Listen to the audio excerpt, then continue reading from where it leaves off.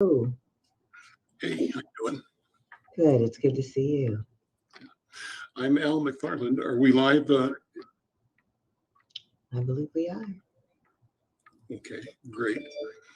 Typically, we have a handoff from the station, but I think we're straight into it. Shelly, good to see you. Good afternoon. I'm Al McFarlane. This is Conversations with Al McFarlane. I'm glad to be here and glad to have you along today. Got a couple of great interviews today for the program. One is with my first guest, Shelly Carthan Watson. She's the CEO of the Minneapolis YWCA. And the YWCA has been leading a number of critical conversations in the Twin Cities about race and culture, about empowerment for everybody, particularly looking at the challenges around race in this society. Shelly, good afternoon and welcome to Conversations with Al McFarlane. Thank you. Glad to be here. Well, let's talk about you first of all. You're an attorney and have done a lot of work in the legal area around human rights, civil rights. Tell me your background first of all. Well, I've been an attorney. I'm now a recovering lawyer. I was an attorney for about 36 years.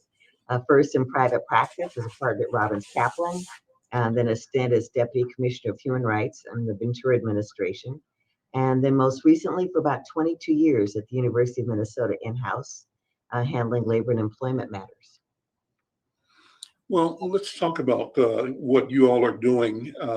In October, you had a forum on race featuring Ijeoma Oluo. Correct me if I'm saying that wrong. No, And you got then it right. most recently, you did a forum on race, critical race theory.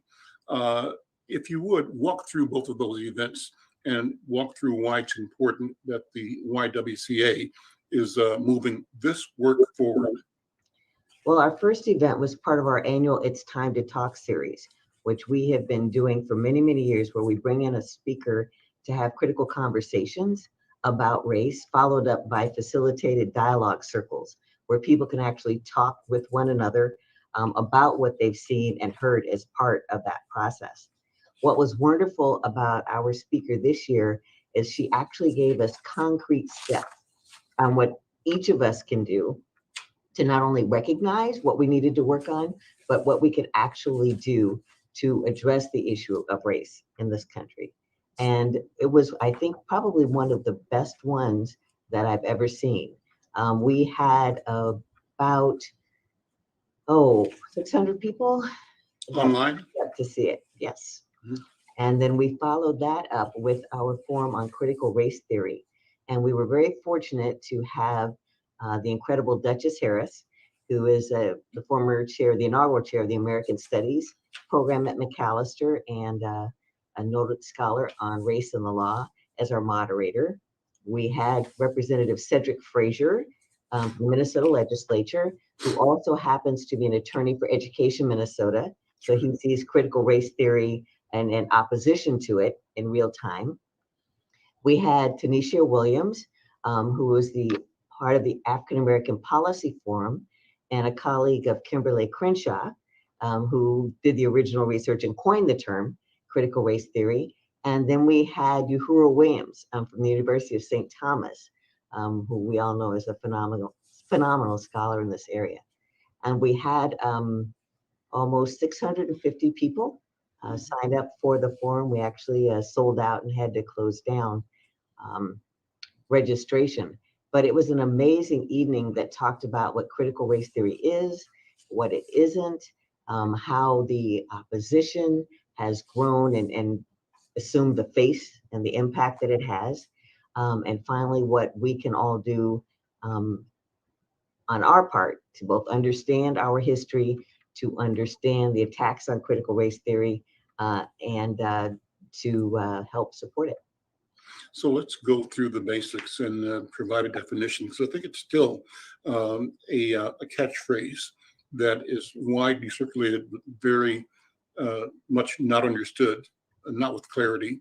And so it's become a rallying cry for the opposition to capture everything that's not progressive and everything that is or everything that challenges the status quo. Put it that way, that's what I meant.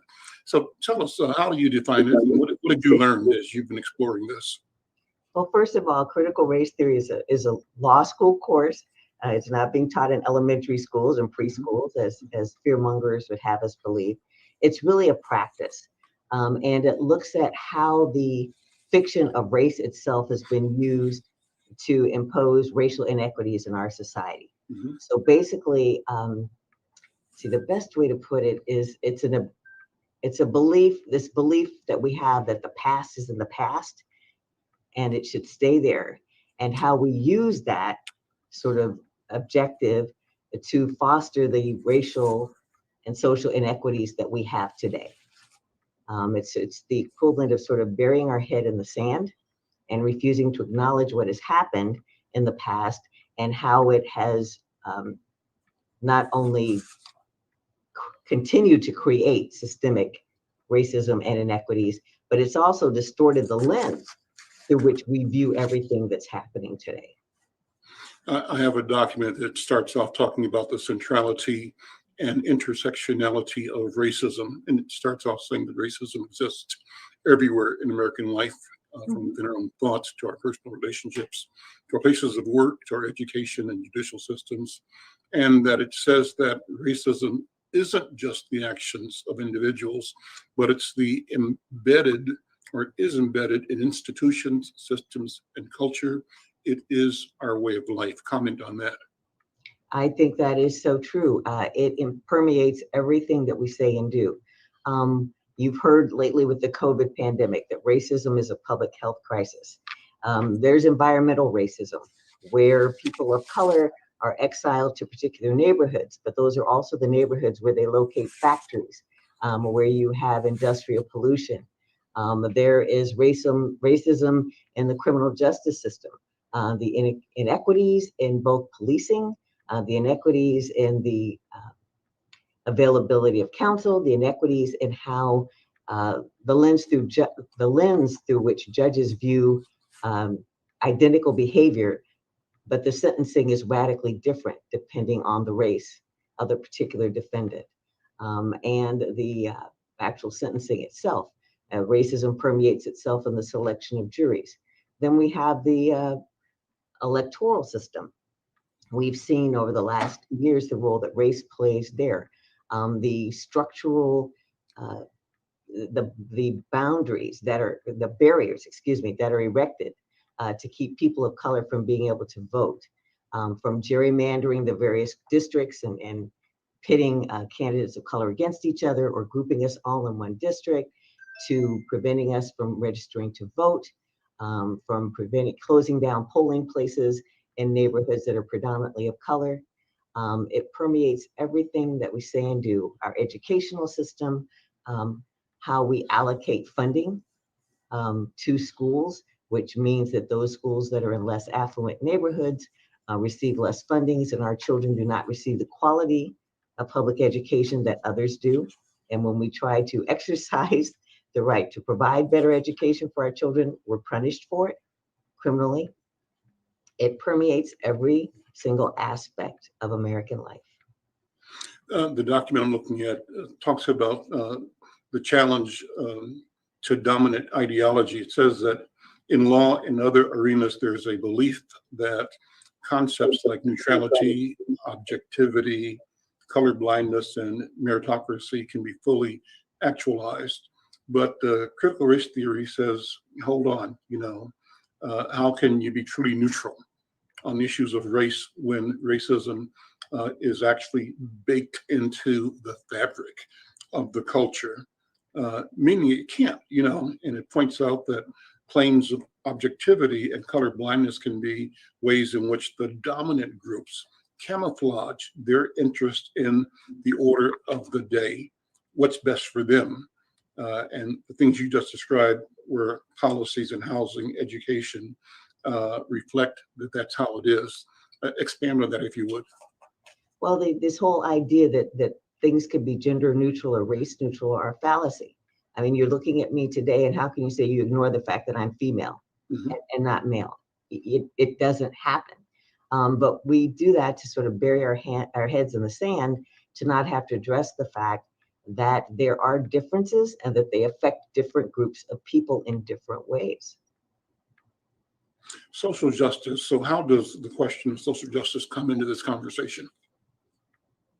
Well, I think that we all have, well, I think everyone has different definitions of social justice, but I think to be a social justice warrior means that you have an obligation to educate yourself on the inequities that exist in our society and understand why they exist, figure out your role in coming up with a solution and act on it.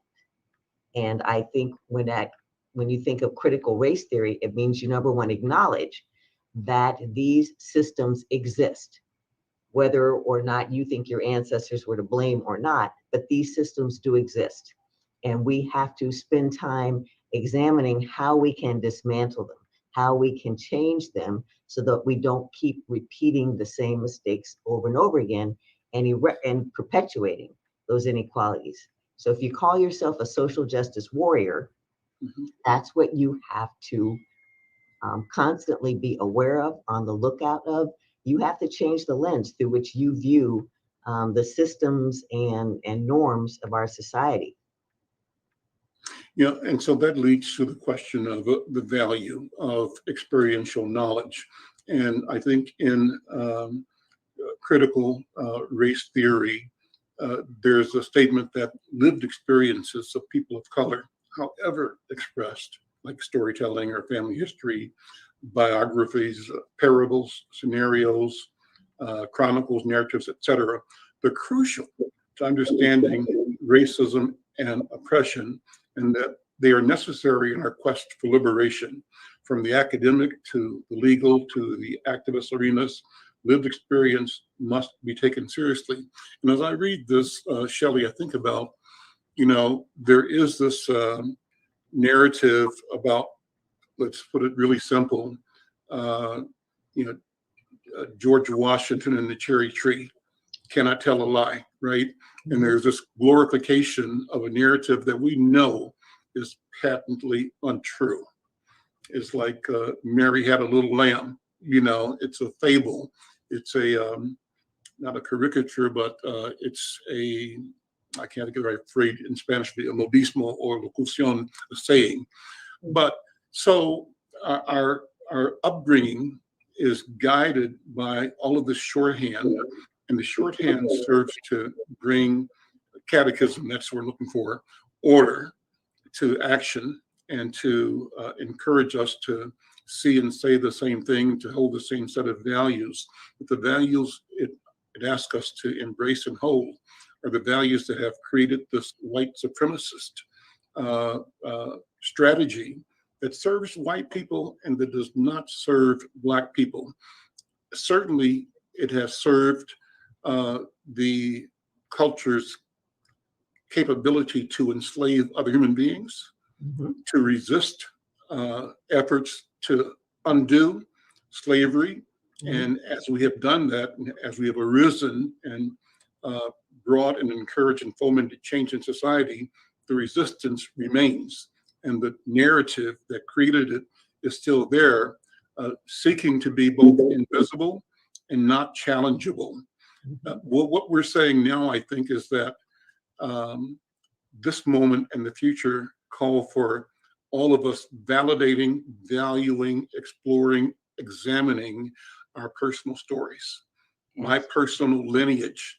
My grandpa, my grandpa's grandpa, his story, my grandma's mom, her story matters, and that narrative, their experience that brings me to this moment really is the more accurate telling of the truth of our country and of our humanity.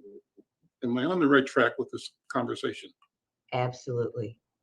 As I always say, critical race theory is actual American history. Reduced to its essence, that's what it is. And our lived experiences are no less valid than anyone else's. I think what's important for the majority of our country to understand is that you cannot go through life judging, evaluating, seeing things according to your own lived experience. Your lived experience is not mine. Your child gets up and goes to school every day. I was in the first group of students in my hometown to be bused. And I remember rolling up into the parking lot of the school in the bus. I was bused across town. We lived in the barrio at the time, and I was bused across town to a predominantly white neighborhood. And I remember the parents standing there, throwing things at the bus, holding up signs, yelling and screaming. I was 8 years old getting off that bus. A year later, they recalled the entire school board to get rid of them. I remember, as a young lawyer going to court and being mistaken as a defendant. I remember shopping for getting right out of law school. You go to look for an apartment and they find out you're African American and it's not available. Our lived experiences are important, and they have just as much value as the myths about George Washington and Thomas Jefferson and all of the other people who, quote unquote, founded this country and made it what it is. And we have a right to point out our lived experiences, to value them, but also call people on how those experiences have shaped us, but they have also shaped the systems in our society. They don't get a pass by saying, well, that's just your lived experience.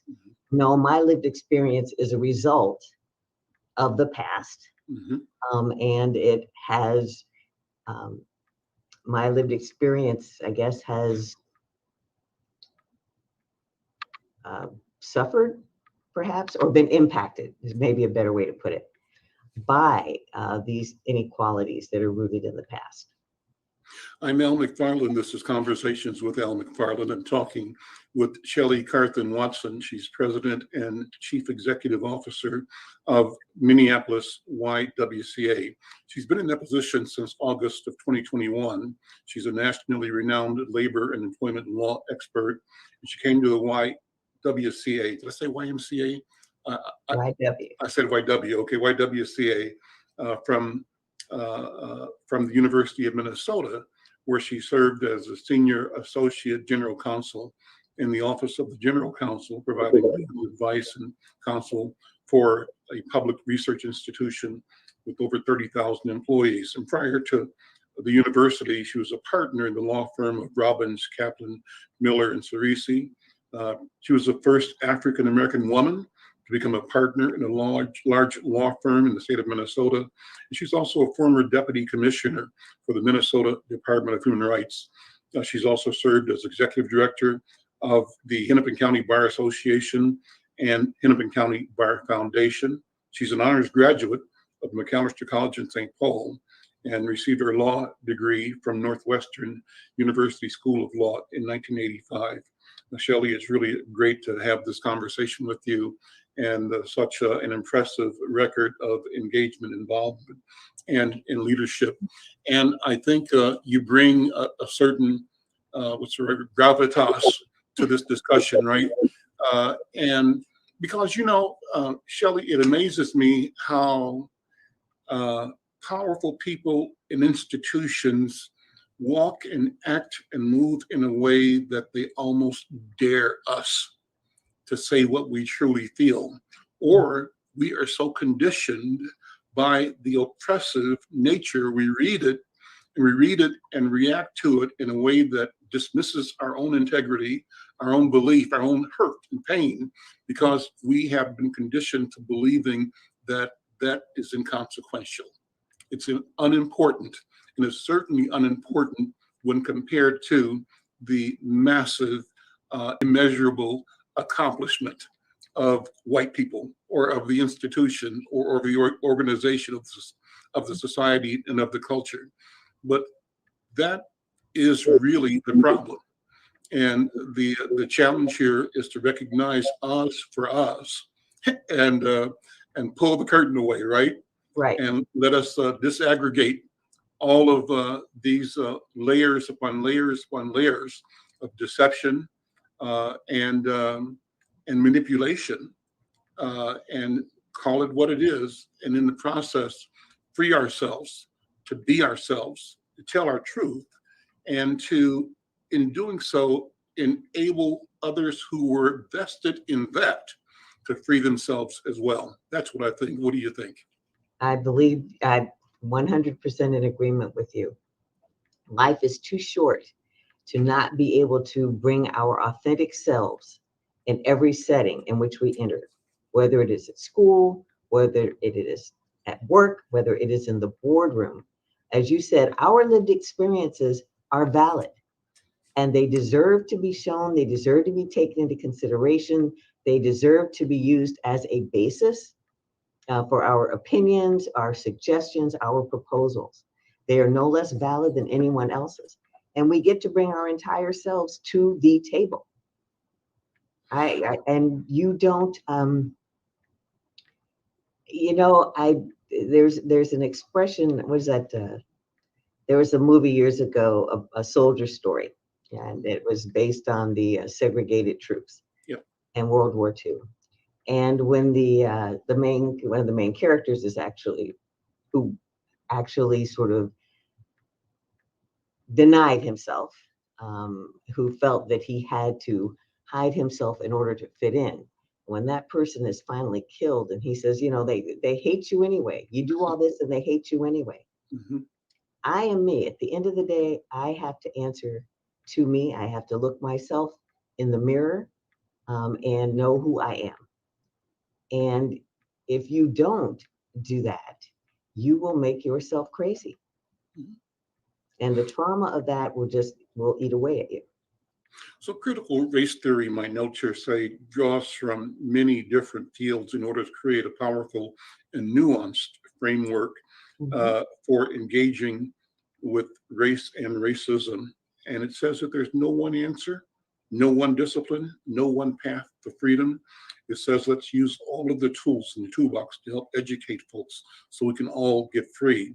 And, I think that really is a powerful statement. It suggests that there is no single simple anything, that there are many, many pathways, many ways of knowing, many ways of doing, and that we simply must learn to validate our, it reminds me, Shelly, there was a gentleman who was in town here named Philip Emigwali. I think he was associated with Hamlin University, but he was a computer technician who won an international award for developing a parallel computing system that was faster than a supercomputer.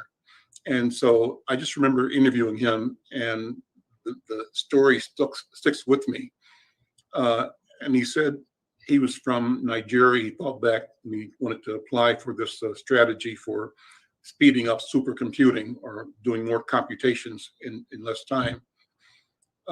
That how did America get on the path? How did the world, the industry, get on the path of a supercomputer?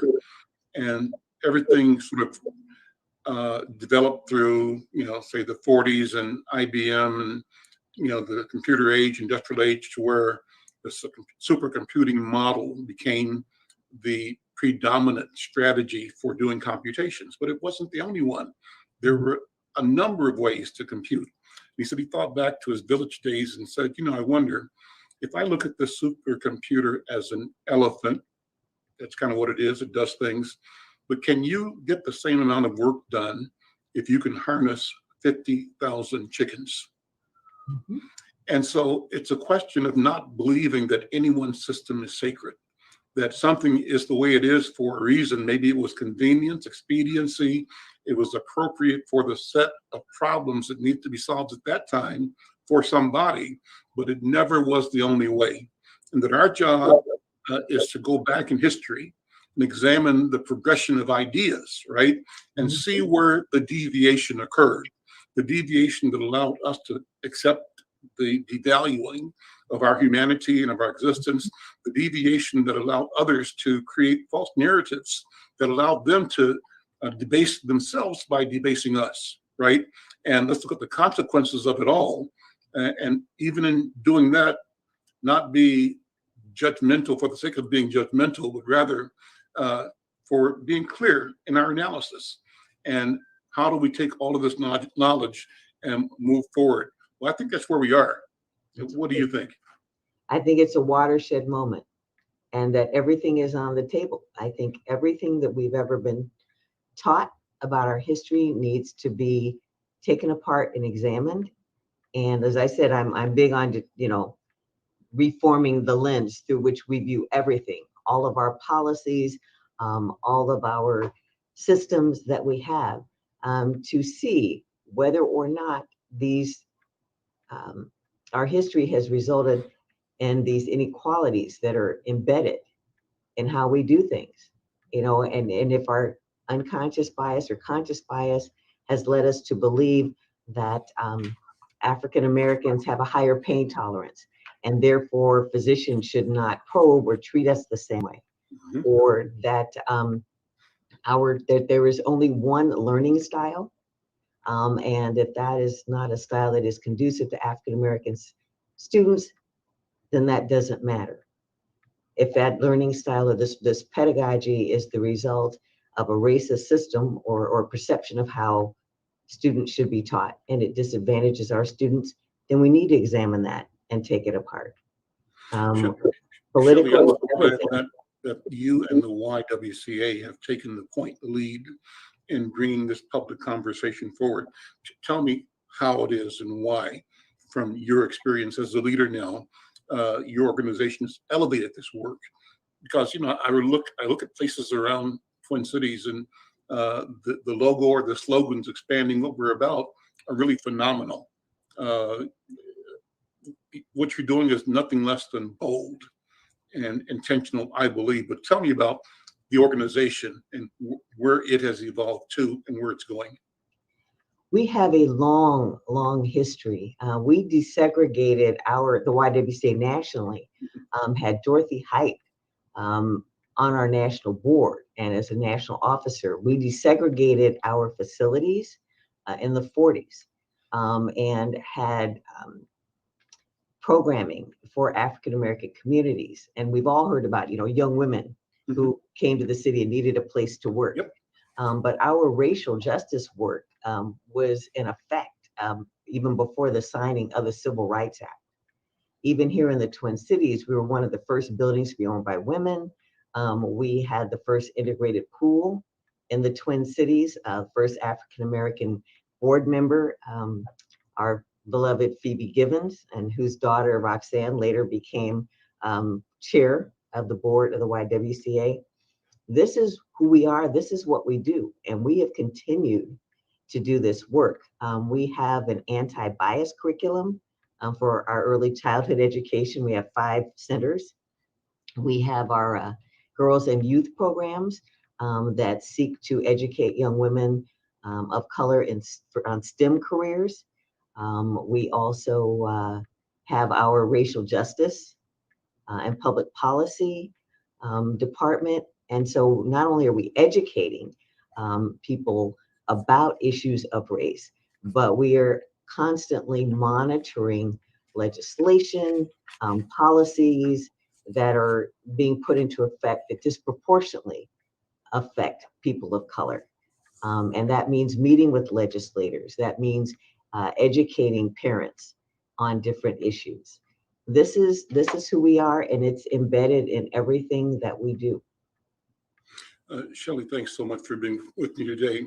Just stick around for a minute. I know you've got more to do. Stay as long as you can, but I want to introduce you to my next guest, because I think you'll enjoy hearing his conversation as well. And AZ, if you're there, why don't you bring in Dr. Derek Lamont West to the conversation. Dr. West is joining us, I think, from Atlanta. Dr. West, how are you? I'm fine. How about yourself? I'm doing well. Please meet Shelly, Carthan, Watson, and Dr. Derek West. Nice to meet you, Ms. Watson. Loved what you were saying. Awesome. Thank you very much. Well, I think we both going to love what you have to say, Dr. West. You said call you Derek, so I'll do that. Please do. Dr. West, in reading your bio, though, is a board-certified interventional radiologist specializing in the treatment of pancreatic adenocarcinoma and other genitourinary cancers. I think I nailed it. Yeah. Okay. He's acting associate professor at the Department of Radiology and Imaging Sciences at Emory University School of Medicine. And uh, uh, specializing in the treatment of pancreatic. I said that already. You joined Emory Healthcare in 2017, MD from Loyola Stritch School of Medicine in Maywood, Illinois, Master's in Science and Clinical Investigation in Northwestern University in Chicago, where he also completed his diagnostic radiology residency and vascular interventional radiology fellowship. Well, he's come to my attention because of a press release I received a couple of days ago about Radiology Health Equity Coalition being created to address healthcare disparities. And I'll just share in a synopsis what I took from this and what motivated me to call his organization. It said that 8 major radiology organizations are collaborating in the formation of a Radiology Health Equity Coalition to positively impact healthcare equity in the radiology arena and beyond.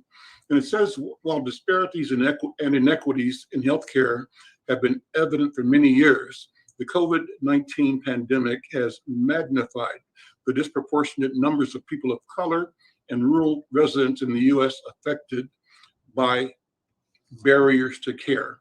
And so I thought about that. What does that mean? You know, because we talk about disparities and lack of access, et cetera. But when you think about medicine as a layperson, you think about your doctor, your primary doctor. Yeah. You know about the radiologist when you have a procedure, but you're not really connected to the radiologist. But when I thought about this, so this is really upstream. The radiologists are the guys that go before, right? Even your procedure. I said, this is a way for practitioners to organize more intervention, more education, more awareness than we've ever had an opportunity to experience and know. So that's Absolutely. kind of where I came to the conversation. Sure. I called Dr. Derek West is here to tell me about that. Dr. West, am I saying that the right way, first of all? You are saying it the right way. And you know, to understand why this is so important, particularly in the field of radiology, is to understand that health disparities are not exclusive to one type of practice in medicine. It goes around the board across everything. A case in point to understand this, radiology has known for a long time that there have been healthcare disparities, whether it's related to gender, sex, sexual orientation, race. And the reason I bring it up, I'm gonna bring up something that just came out this year, but it sort of paints the whole picture, which talks about imaging disparities in radiology. And it looks at, suppose you are a person who needs to go and get examined for something and you require radiology imaging characteristics. And I'm going to be very specific about this because there have been several papers written about this almost 15, 20 years ago that respectfully talked about the issues for African-American women in breast cancer. Why is it that African-American women, when they're diagnosed, are at a higher stage and have shorter half-lives as a result of breast cancer? And what they looked at is, this particular paper looked at pre-proceduring, which is if you are a person who needs to get a mammogram, what are the limits that can cause? So things like underuse of screening mammography, a lack of physician recommendation, and these things are all related to a disparity that's created. Now, let's talk about the procedure itself. When you go in to get a mammogram, if you are in a community that does not have skilled technologists, the imaging may be not enough to be able to diagnose or be able to predict whether or not there is something that needs to be treated. And the other thing that happens in a lot of communities, either rural communities, because that is also an important disparity that we have to be cognizant of, is that disparities aren't limited solely to one of these. There's often an array of these things that are associated. And so whether you are in the inner city where your hospital that you have access to does not have the newest imaging methods, or if you're in a rural community where there's no hospital within 40 miles of where you live, these are things that change whether or not you're going to get the procedure. And again, this is specific to radiology, but this goes across the board. But this is why radiologists start to really look at this and say, we are a part of the problem that's causing this. And so then your post-procedural, you got in your mammogram, and there may be something abnormal. There's inadequate follow-up. Did somebody call to tell the people that have these mammograms that have an abnormality that they have an abnormality, or call their physician to make sure their physician contacted them to follow up on it? Mhm. These types of things create that type of disparity. So these disparities are related to more than just disparities in and of themselves by themselves. I think this is actually a very important point, which is that there are social determinants of health that play the role that I'm speaking of into this. So there are a lot of ways that comes in, whether it's economic stability, educational access, healthcare access, your neighborhood, your social and community context. These are all things that create that disparity, and that disparity can vary from person to person. And what we have found is that there is a racial component to it. There is a rural component to it. Mhm. There is a sexual gender component to it. So the reason why this all becomes important is because when we talk about treating the social determinants to treat this disparity, this was a new change for radiology to really look at this and address it in a very impactful manner. And so the Health Equity Coalition that you spoke of Mhm. was an incredibly new change for radiology. The organizations that we're speaking of, first of all, the American College of Radiology, there is the National Medical Association, the American Board of Radiation, Society of Interventional Radiation, Radiology, rather, the Radiologic Society of North America, several others. And the reason I say their names and bring this up, because these are among the most premier organizations in radiology. Mhm. And together, they decided that this cannot happen in just one or a few of these. All of us have to be involved. And that involvement allows for all of these organizations to work together and form this coalition. And that's why the coalition itself becomes so important, because now everybody has their skin in the game, so to speak, on this. They are all mixed into this to really see if we can fix it. So there are large meetings that are happening with people who represent each organization. And they're forming mobilization teams that do canvas resourcing and developing a pledge and principles, identifying goals, developing operational action plans, and creating a structure for this organization. And what it's allowed is for us to come up with a game plan for this, one that really directly speaks to what the ultimate goal is, which is imaging equity. We want everybody to be able who get mammograms to be able to get them, get quality mammograms, get quickly followed up to reduce that disparity. So in so much as we have something to do with the disparity, we are trying to fix that imaging equity issue. And there are four ways that we're kind of looking at it right now. One is community outreach and advocacy. And so you'll see that the Radiology Health Equity Coalition, one of the best things that we're doing is getting involved with community organizations that already have the access that we don't necessarily have directly. They go in communities to create health access to people, for example, and look at some of these issues. And our involvement in that directly affects whether or not imaging equity to these communities is reached. We also need to do some homework on this, frankly. What's the data on this? So there have been some great papers that have been written about this that are within radiology itself. And even before radiology, I'd like to point out, many of you are aware of this, that none of the stuff that we're talking about right now is new. This has been going on for years. And the year 2002, the government said this is so severe that we are going to put together a request to the Institute of Medicine to see the extent of racial and ethnic disparities, identify potential sources of these disparities, and suggest intervention strategies.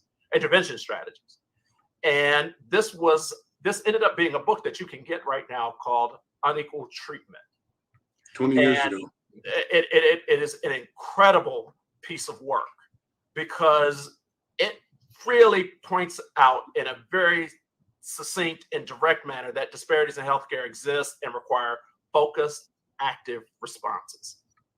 This is in 2002. We are now almost 20 years past that, and we're still having the same questions. Except this time, at least from the radiology perspective, and I think it is really going on in other parts of medicine, that this has now become very clear to everyone that that disparity is directly affected, not by the patients, but by the system and the physicians themselves. Without, and I'm even going as far as to say, people genuinely, we are all, as physicians, we are really trying to do the right thing, but it requires something that is focused and active. And that's the part that the Healthcare Equity Coalition has really reached into. So that's why you received what you received that started our conversation. Captured my attention right away. And that's why it's wonderful to have this conversation along with the one with Shelly, Carthan, Watson, because as a journalist and communicator, I'm listening to and hearing two of the pathways to freedom. That at the end of the day, the freedom that you are responsible for is the freedom for quality of life, for living without disease, for having the tools and assets to allow the individual the best chance to be her or his best self. And that's exactly what I hear Shelly, Carthan, Watson talking about. How do we take institutions that have done this work and ones that need to do the work and elevate, accelerate, and to use these platforms to, with intention, transform society, transform the nation, transform humanity. I think it all leads in that direction. What do you think, Derek West? Oh, absolutely. I think ultimately we have to look at each other that we are all interconnected. Mm-hmm. That, whether one of the things that I want to point out, I'm just picking race as a perfect example. First of all, just because you share the same skin color doesn't mean that we live in the same communities. Right. Doesn't mean we have the same amount of money. Doesn't mean that, we have the same issues. So to put us all in one category alone doesn't really solve the entire problem. It solves it for a few. Mm-hmm. The other thing that I really want to bring up here that I think is equally absolutely important, and we've known this for a long time, is that the difference between my skin color and someone who has a different skin color is the genetics of it is absolutely almost minimal. Or in other words, my skin color does not affect my health outcomes alone. You can't look at my skin and say, because of your skin color, and Ms. Watson brought this up, and I thought this was right on point. It's something that medicine really had to look at, which is giving pain medicine to people of color. Your skin color comes in, therefore you don't need as much pain medicine. And it's led to a lot of people suffering in emergency settings. And so we had to address that. Another one that comes right out of this is, and this one is one that we've seen in the lay press because a very famous person got involved in this, which is for the amount of morbidity or mortality for perinatal Black women. So it is an unbelievable number where we see that change in your health outcomes for delivering a child based on your color. You are more likely to have bleeding issues, something called pulmonary embolus, where blood clots can go to your lungs. And the reason I bring up that someone famous got involved in this and really started to paint the picture that this was happening was Serena Williams. She had this exact thing happen to her, where she was in a situation where she was getting blood clots, and the response on what she was suffering and going through was marginal. And it was because she spoke up and said, I'm having a problem with this. You guys are not moving fast enough on this. That suddenly it changed, and it opened the eyes of things like you're not getting enough pain medicine because you're perceived based solely on the color of your skin that you're going to have a certain reaction. these are the types of things, going back to the Radiology Health Equity Coalition, that they're directly looking at. So there are ways that we're looking at, for example, local and community level partnerships, getting the word out, and coming up with a game plan to address these specific issues that are directly relating our ability to create imaging equity for all. Derek, let me do something with you and Shelly that I do with a lot of my guests, because I like to make the theoretical personal. And so I'm going to ask you. I read some of your educational training. What's your personal story, and how have you come to the work and to the passion that you bring to the work that you're doing? And I'm going to ask you the same thing, Shelly, in a second. I'll tell you honestly, my father was a physician and my mother was a nurse, which meant that while I was growing up, that was going to be the last thing that I was going to do. I had decided a long time ago, I'm not doing anything with medicine. And I was an engineer in undergrad. And while I was in undergrad, I was like anybody else. Well, I won't say anybody else. I was not the greatest student. I was an average student. And my dad got on me about that. And then I was like, well, as I started to engineering, I started wondering, is this really what I want to do? I don't know. And genuinely, this is genuinely how this went down. In order to get into medical school, you have to take something called the MCAT, M-C-A-T. It's an acronym. It's basically the testing. Just like you have to take the SAT score to get into undergrad, it's the testing score to get into medical schools. And it's not an easy thing to do. And again, as a moderate student, I said, well, I'll just go ahead and take this. And I tell this story because I think this becomes very pertinent. I was in the middle of my 4th year and I had to go and tell my dad, hey, I got to go another year to finish up. And it definitely changed our relationship for that summer when I got home. And unknown to me, and I love my dad, and I appreciate that he did it, because it is what I needed. I needed somebody to light the fire and say, you gotta get somewhere on this. And my MCAT scores came home, and I kid you not, this was the only time during that summer my dad was not on me. He looked at the scores, smiled, and said, good job. And I was the one that was stunned, because I didn't know what he was talking about until I got the scores. And as these things went, I scored well enough to get into someone's medical school, and it definitely changed my perception and view of what that meant and what that job, what that life was going to be. I, as a son of a physician, you can see some of it, but it's another thing to actually be in it and understand a lot more that this is about humanity. It isn't just about, I'm just going to do this to make some money and walk away. It doesn't work that way. You won't be a good doctor, and you won't want to be one if you're trying to do that. You have to care about humanity. And again, along those lines, when we talk about the Radiology Health Equity Coalition, they speak to that.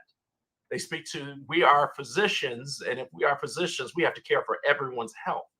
And so that's sort of how I got into medicine myself. So did it end up being? How about your parents' parents? Were any of them healers or in the healing arts and professions? Not at all. And I think their story is an amazing one in my eyes. So my father grew up in a little town here in Georgia called Montezuma, Georgia. And he grew up on a farm. He was the 3rd youngest of 9 children. And at the time, as a kid going to see his grandparents, I never understood until I got older what it was my father's parents and my mother's parents. My mother was a child of a pastor of a church. And neither of them had any kind of deep money, but they had the drive to make sure that every one of their kids went to college. Ah. They themselves didn't go, but they made absolutely sure every last one of them did. And so my father went to Morehouse, and he as he tells the story, it really wasn't too different from mine. The difference was he was actually a good student. And what year was your dad at Morehouse? He was at Morehouse. What class was he? He was in a class of 66. Okay, I would have been there, class of 65. Oh, But no, high school 65, I would have been class of 70. But I did my freshman year at Morehouse. I might have seen him. That's very possible. Mm-hmm. He got into Meharry, and it speaks to a whole nother important point of HBCUs helping to address healthcare disparities by helping to increase the amount of diversity in medicine. And that's where he went, and the rest is history. But again, he did it totally, but he got there because of his parents, but then the family atmosphere of HBCUs helped to move him to the next level. Shelly, let me ask you, if you don't mind, to tell your story as well. I just love hearing the story because it means so much. None of us woke up and decided to be who we are. Right. All of us had the presence and the sweat, the investment of our ancestors poured into us. And I think we all recognize that we not only have a great desire and see possibility, but we have an obligation to honor and reflect and to be evidence of that which they hoped for in the generations past. So Shelly, talk about your story. Now you've come to be a lawyer and the advocate that you are. I grew up in San Bernardino, California, which is sort of midway between LA and Palm Springs. And my mother and grandmother were formidable women. And I was actually raised by this village of women in San Bernardino who taught me that strong, intelligent, assertive, successful women were the rule and not the exception. And so my mother and grandmother had two passions. One was the YWCA. My mother was on the board there, and my grandmother volunteered. And I grew up going to the YWCA. And they were also incredibly involved in Planned Parenthood. And my mother was a fierce advocate for choice. And my grandmother was a community health aide that sort of assisted women on the Underground Railroad when they needed her care. And so I grew up thinking that that was something that we had an obligation to do, to look out for other women and to be involved in our community. But my grandfather actually told me about Thurgood Marshall. I forgot how the name came up, but he was saying, you ought to find out about him. He's a lawyer. And I asked my grandfather, what does a lawyer do? And he explained it. So I went to the library and got all of the books on Thurgood Marshall I could find and read them. And so I decided at the tender age of 7 that I was going to be a lawyer. Wow. And I can remember going to my elementary school. And as I mentioned earlier, I was bused to the other side of town. And so they would have these ladies who would come in to volunteer, women from the surrounding neighborhood. And one of them one day asked me what I wanted to be when I grew up. And I didn't say, I want to be a lawyer. I said, I'm going to be a lawyer. All right. And they kind of laughed and snickered. And she said, oh, honey, little Black girls can't be lawyers. And I was just devastated. And I was in tears. And I went home and my mother said, what's wrong with you? And I said, well, I can't be a lawyer. And she said, well, why can't you be a lawyer? Well, Mrs. So-and-so said little Black girls couldn't be lawyers. And my mother said, what? She said, what? And Pat Carthan picked up the phone and so from then on, like every read the Riot Act, I'm sure. Right. Every law-related activity or extracurricular activity there was, I was signed up for. If my mom didn't sign me up for it, the school signed me up for it. But I view law as a tool of social change. And I also have continued, I think the values that the Y has, eliminating racism, empowering women, those are the values I've lived with my entire life. When I was in college, once I got out of law school, I was on the board of Planned Parenthood. I mentor female and African American law students. I always joke that I'm involved cradle to grave. So being involved in supporting organizations like NAS, organizations or the Harvest Network of Schools that are focused on educating our children. Sure. And to adulthood. And so I was laughing when you talked about being becoming a doctor and your dad being a doctor, because after years and years of my daughter saying, no, absolutely not, no way do I want to be a lawyer. Why would I want to do that? She's a lawyer. Good work, Mom. You did it. But she's actually, proud mother moment here. She's actually a civil rights lawyer. She started out with the Lawyers Committees for Civil Rights, and she specializes in housing. And she is currently the head of the Louisiana Fair Housing Action Coalition. And she supervises a team of about 5 lawyers. Amazing. And for her, everything comes down to housing. It affects everything that you do. Yeah, amazing. You know, Derek, and Shelly, I tell people that my grandma used to tell me, you know, boy, you better mind your business, right? And my grandfather was a pastor in the Church of God in Christ. And he was, you know, the spiritual guy and always walked with his head in the spirit, you know. But Big Mama was practical.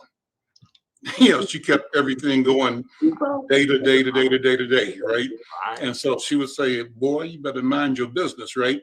And what I took from that is that in every aspect, we have to say our business is our health. Our health is our business. Justice is our business, right? And how do we then begin to acclimate ourselves to the idea that justice is something that we are the owners of, that health is something that we are the owners of, and we have to make that our business to ensure that systems and processes and assets and resources serve our humanity, our aspirations, our future. And we do know this about ourselves, that we have a certain orientation about the world that is not exclusive. We tend to be inclusive by nature and by design. So when we talk about human rights, we seldom talk about just for Black people. I've never heard anybody talk about human rights just for Black people or good health just for Black people. I've often heard our people say, for me and everybody else in the world. And that's what we always mean. Does that make sense to you guys at all? Absolutely. Yeah. We are all interconnected. Yeah. Definitely. So my health, my happiness is as much about you as it is about me. So I'm not healthy if you're not healthy. I don't have justice if you don't have justice. I mean, these are the things that I think often we have to remind ourselves, and not just us, but the planet has to remind itself that this is a communal effort to survive, to live, to breathe, to grow. And I will tell you that we are reflections of our ancestors. And, you know, as I listen to both of you speak and what I was speaking about, I didn't become, as much as I want to say, I sort of didn't want to be a doctor and I got into it. It was the reflection of my ancestors that put me here. And as you all are doing, I plan to do the same. I will live until I die trying to make this a better place for my kids, and not just my kids, for everyone's kids. Here we go. Right. Listen, I want to thank both of you so very, very much for being here with me today.